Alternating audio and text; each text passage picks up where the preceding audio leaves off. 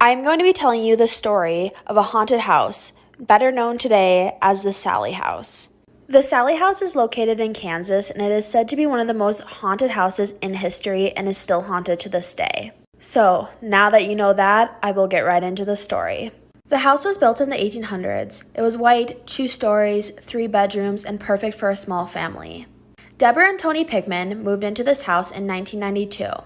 They were so excited to finally own a house, especially due to the fact that Deborah was pregnant with their first child.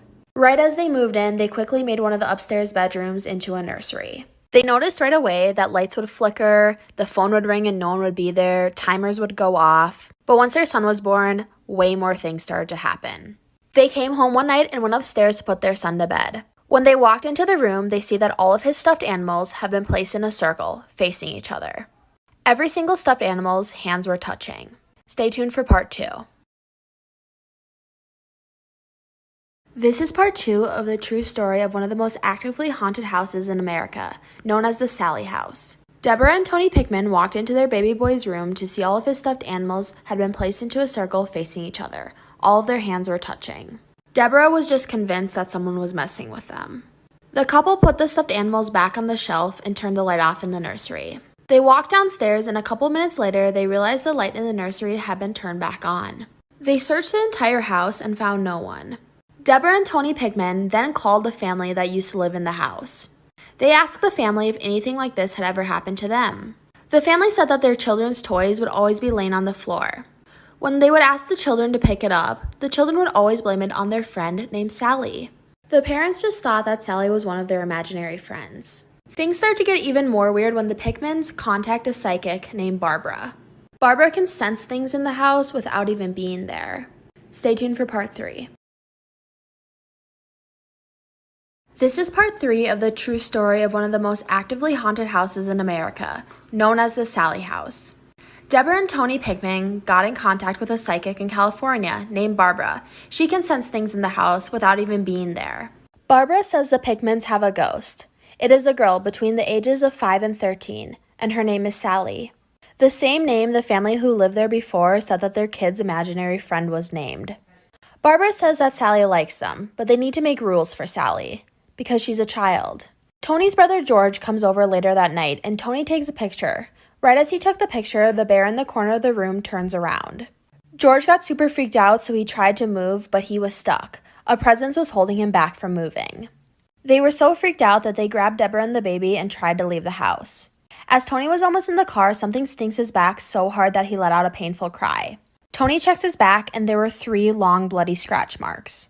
Stay tuned for part 4. This is part 4 of the true story of one of the most actively haunted houses in America, known as the Sallie House. After being spooked and running out to the car, Tony picked up his shirt and saw 3 long bloody scratch marks on his back.